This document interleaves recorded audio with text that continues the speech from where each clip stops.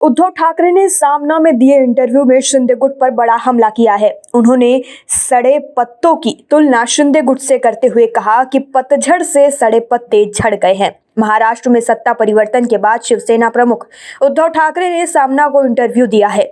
महाराष्ट्र की सरकार क्यों गिराई गई और शिवसेना के भविष्य तक के हर प्रश्न का उद्धव ठाकरे ने बेबाकी से जवाब दिया है। उद्धव ठाकरे ने कहा कि सरकार चली गई, मुख्यमंत्री पद गया, इसका अफसोस नहीं है, पर मेरे ही लोग दगाबाज निकले। मेरे ऑपरेशन के बाद की अवस्था के दौरान सरकार गिराने का प्रयास हो रहा था। उद्धव ठाकरे ने स्पष्ट रूप से कहा कि शिवसेना कानून की ओर सड़क की लड़ाई जीतेगी। जिन्होंने विश्वासघात किया है, पार्टी तोड़ी है, वे खुद के पिता का फोटो लगाकर वोट मांगे, शिवसेना के बाप का फोटो लगाकर भीख न मांगे। शिवसेना ने आपको क्या नहीं दिया। बंगाल की मुख्यमंत्री ममता बनर्जी ने भाजपा पर तीखा हमला करते हुए सवाल किया कि उनके गिरफ्तार मंत्री पार्थ चैटर्जी को भुवनेश्वर में अखिल भारतीय आयुर्विज्ञान संस्थान क्यों ले जाया गया। उन्होंने कहा कि यह बंगाल के लोगों का भी अपमान है, जिसे भाजपा महाराष्ट्र के बाद अपने अधिकार में लेने की कोशिश कर रही है। ममता बनर्जी ने फिर बीजेपी को चेतावनी देते हुए कहा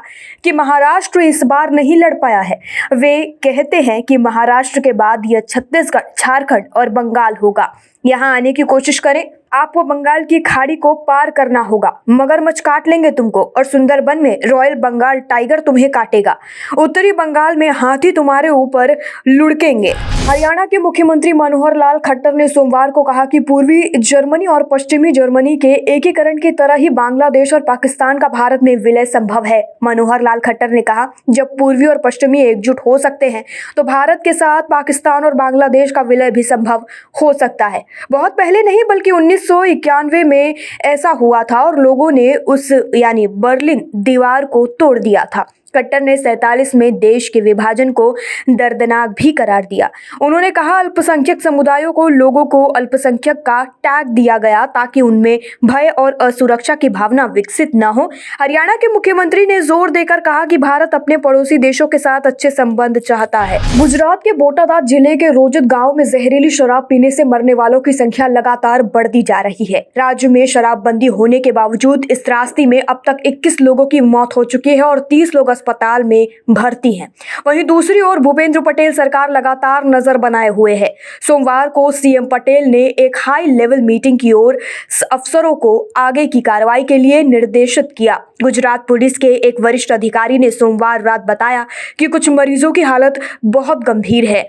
मामले में पुलिस ने 10 लोगों को हिरासत में ले लिया है। गुजरात आतंकवाद रोधी दस्ता ATS और अहमदाबाद अपराध शाखा भी जांच में शामिल हो गई है। रिपोर्ट के मुताबिक अभी 30 लोगों का विभिन्न अस्पतालों में इलाज चल रहा है। ज्यादातर लोग भावनगर में सर तख्त सिंह जी अस्पताल में भर्ती हैं। तमिलनाडु के विधानसभा अध्यक्ष और द्रमुक नेता एम अप्पावू के महीने भर पुराने बयान पर अब हंगामा खड़ा हो गया है। उन्होंने राज्य के विकास का श्रेय ईसाइयों को देते हुए पिछले 28 जून को तिरुचिरापल्ली के सेंट पॉल मदरसा के शताब्दी समारोह में कहा था कि अगर कैथोलिक ईसाई नहीं होते तो तमिलनाडु बिहार हो गया होता। उनका बयान सोशल मीडिया पर तेजी से वायरल हुआ तो भाजपा ने इस पर कड़ी प्रतिक्रिया जताई। पार्टी ने द्रमुक पर हमला बोलते हुए तमिलनाडु विधानसभा अध्यक्ष की निंदा की। एम अप्पावू ने कहा था कि अगर ईसाई पिता और बहनें नहीं होते तो तमिलनाडु बिहार जैसा होता। कैथोलिक पिता और बहनों ने ही मुझे आज इस मुकाम तक पहुंचाने में मदद की है। तमिलनाडु सरकार आपकी सरकार है, आपने यह सरकार बनाई, आपकी प्रार्थना और उपवास ने यह सरकार बनाई है। कैथोलिक ईसाई और ईसाई पिता सामाजिक न्याय और द्रविड़ मॉडल सरकार का मुख्य कारण है।